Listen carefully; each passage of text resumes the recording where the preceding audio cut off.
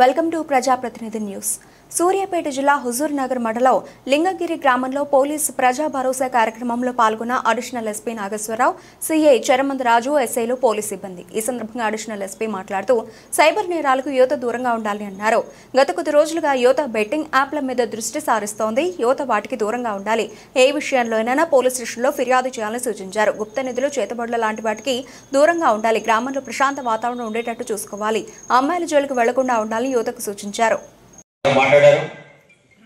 Police ప్రజా భరోసా అంటే తెలుగు పదమే కానీ అర్థమైంది అందరికీ. సెల్ ఫోన్ ద్వారా మనకి దీని ద్వారా చూసి ఏవైతే వీళ్ళు చేస్తుందో దాని మీద నిఘా పెట్టి ఆ వ్యక్తి యొక్క వివరాలు హుజూర్ నగర్ పోలీస్ స్టేషన్కి పంపడం జరిగింది. మార్గానికో లేకపోతే కులానికో మతానికో రుచి కొన్ని గొడవలు పెట్టే ఆస్కారం ఉండే అవకాశం ఉంటుంది. కాబట్టి గ్రామ లెవెల్లో కేసు అయిపోయి దాని కోర్టులో సాక్ష్యాలు బలంగా పోలీసు వారు ప్రొడ్యూస్ చేయడం వల్ల ఆ యొక్క అమ్మాయి తాలూకా బంధువులు చెప్పడం వల్ల వాళ్ళకి ఉరి శిక్ష వరకు పట్టడం జరిగింది. మన రీసెంట్గా జరిగింది అది.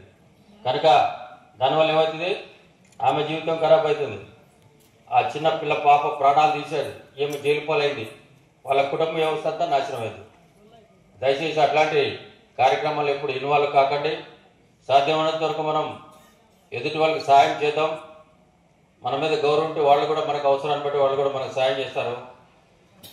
ఇట్లాంటి సొసైటీకి ఎగెయినెస్ట్గా, ఊరికి వ్యతిరేకంగా మన ఆలోచన విధానాన్ని పెంచుకోకుండా అందరూ కూడా సక్రమంగా ఆలోచిస్తూ మనం బాగుపడాలి, మన పిల్లలు బాగుపడాలి, మన ఇంటి పక్కన ఉన్న వాళ్ళు బాగుపడాలనే ఆలోచనతో అందరూ కూడా ఉండి మంచి ఆలోచన కలిగి మన పిల్లలు మంచి చదువుకొని డెవలప్ చేయాలన్న ఆలోచన మీ పెద్దలు కూడా కలగాలని కోరుకుంటూ, ఇప్పుడు వివిధ రకాలైన మోసాల గురించి ఇప్పుడు సైబర్ ఫ్రాడ్ అంటే ఇప్పుడు మన దగ్గర అందరి దగ్గర కూడా చేతిలో సెల్ ఫోన్ ఉందా?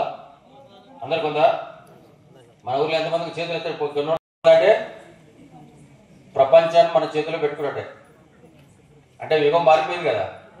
పాత రోజుల్లో ఫోన్ మాట్లాడాలంటే ఎస్టీడీ బూత్కి పోవాలి. అది కూడా మధ్యలో వచ్చింది. అది కూడా ఎవరికైనా చుట్టాలకో లేదంటే మన పిల్లలకో బయట ఫోన్ చేయాలంటే ఎస్టీడీ దగ్గర పోయి లైన్లో నుంచొని రూపాయి కాయిన్ వేసి మాట్లాడే పరిస్థితి. ఇప్పుడు టెక్నాలజీ డెవలప్ అయింది. మంచి మంచి ఆండ్రాయిడ్ ఫోన్లు వచ్చినాయి.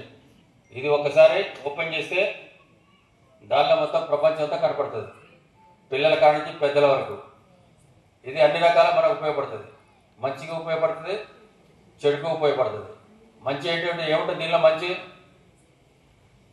ఏముంటుందమ్మా? ఇప్పుడు అన్ని ఆన్లైన్ కరోనా టైంలో స్కూల్స్ బంద్ అయ్యింది. అన్ని కూడా ఆన్లైన్ పాఠాలు పెట్టారు. అంటే ఒకరికొకరు ఒక దగ్గర గుమ్మి కొడితే కరోనా వ్యాపిస్తుందని చెప్పి అప్పుడు స్కూల్ పిల్లలకి, కాలేజీ పిల్లలకి ఆన్లైన్ పాఠాలు పెట్టారు. అది మంచిదే కదా, దానివల్ల సెల్ మంచిదే కదా. అట్లే ప్రపంచంలో ఎన్ని ఇన్సిడెంట్లు అంటే ఎన్ని సంఘటనలు జరిగినా మంచి కానీ చెడు కానీ దీనిలో మనం చూస్తున్నాం. మనం ఎక్కడికి కదలకుండా మన చేతిలో సెల్ ఫోన్ పెట్టుకొని ప్రపంచంలో జరిగే మొత్తం విషయాలు కూడా మనం తెలుసుకోగలుగుతున్నాం. ఈరోజు